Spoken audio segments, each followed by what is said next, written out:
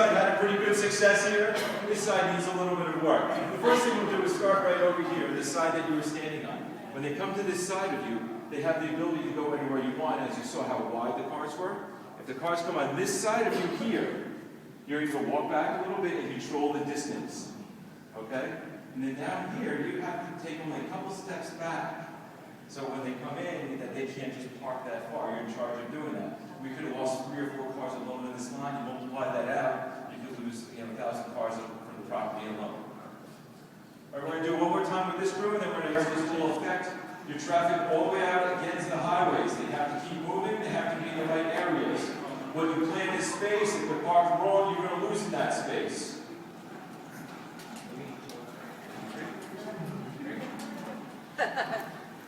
There we are, right there. There we go. Very good. Now, what would happen is we would take these cars and they would meet in the middle, obviously stopping at the cones. Then after that, they would start at the cones here. And the second row would be right behind it. As you're parking the second row, I normally tell people to do a foot or 2 of the car. We all know that's a little close, but it really gets them very close. What a lot of people like to do is to wave the cars in like this and stand here as the car is coming at them. That usually ends up with no kneecaps. And also cars perceive it and they're dangerous, they go slow. So what you want to do is have them standing on the side, just walking like this as they come in to zigzag back and forth. It saves a lot of work instead of running back and resetting like an old-fashioned typewriter. The whole team standing here, start here, work this way. Once this is finished, we can then move on to the next line right here. The whole team doesn't have to walk back to the other side. All right, can I get a new parking team in here?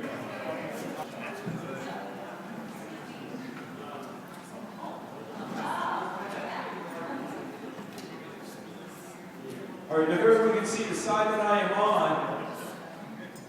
The directors have to take control of the cars. The cars are not listening. They might have to step in front of them. They might have to move to make sure they're parked in the correct way. To make sure they keep control of that. So these 2 directors right here have to get a little bit more aggressive, making sure that they see you when they're moving in front of you. You might have to use a little bit of voice. You might have to use more of a hand signal to make sure you're going where they need to go. What's that happens? What we call medic or something. You're going somewhere where they're not. The person at that point who's under charge of that parking lot has to identify that, make a quick decision. If it's a temporary stop, great. If you can somehow work with it, that's what you have to do. But as soon as they start going anywhere they want, you're losing parking spaces. You're not able to do an egress because the people are parked all random.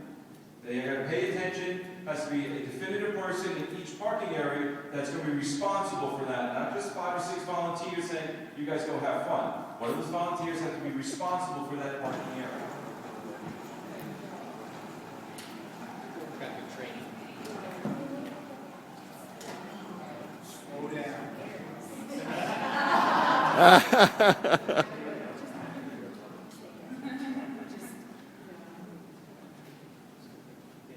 New line. Okay.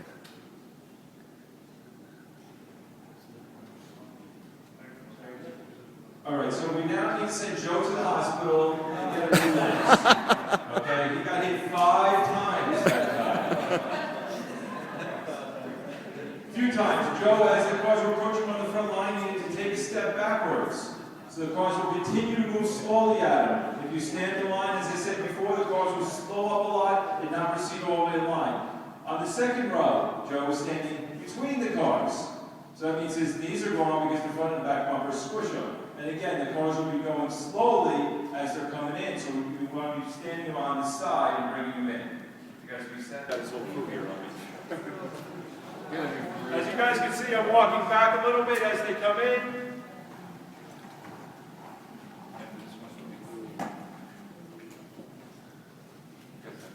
We're going to pretend you got it.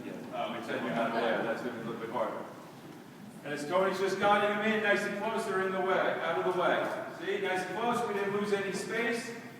We'll fit all the cars on the property, not run out, which I hear a lot at air shows that, well, we thought we had enough space. Well, you don't because they're not parked correctly. All right, let's see what you have.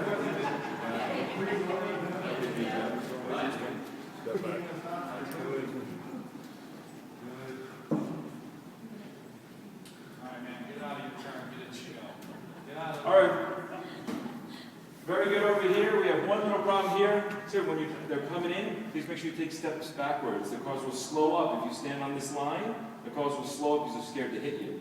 So as they come back, you want to be walking backwards so they continue with you. If you move to the side like you did, they don't want to drive up. You need to get them on this line and your foot there, and you're in a car.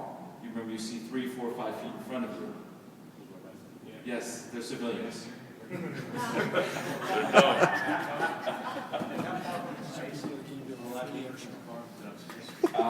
Your space in the car in real life is 3 to 3.5 steps.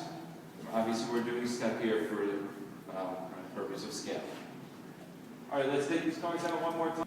1, 2, 3, 4, 5, 6, 7, 8.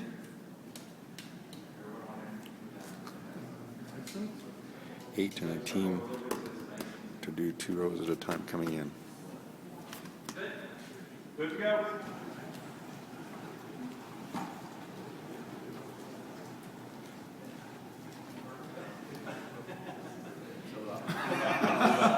That was nifty driving. All right, so now we need a tow truck.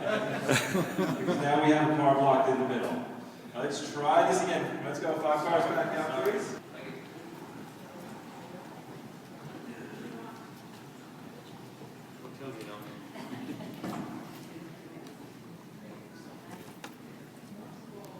That's perfect. There we go, the double line. So now what we're going to do, these cars are here. Okay, we're going to make it a little more complicated this time. Row here. The next car would step right behind it, and putting the puzzle together would go here. So again, I didn't have to walk all the way back to the other side. I didn't have to impede traffic. I didn't have to slow it. Step right behind and work our way back. Again, we're working our way all the way back on that first double here. And we now have the first double row all the way completed, second, third, whatever it is. The next car then would be right here on the corner. Getting ready. When the back's coming in, you don't need 2 or 3 people. One person could actually handle.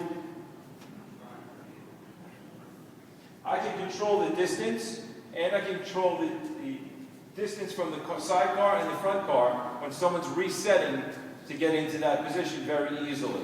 So there's an opportunity to do that, to make sure that they're sitting there waiting, going like this so that car knows where they need to go. Parking team. Each subdivision, as you see, you definitely need 3 people at the point the car is being put into park. The amount of people you need spread out all depends on the distance that you have from your gate to where that team of 3 is. I recommend when you're out by the gate, you can have someone every 300 to 400 feet.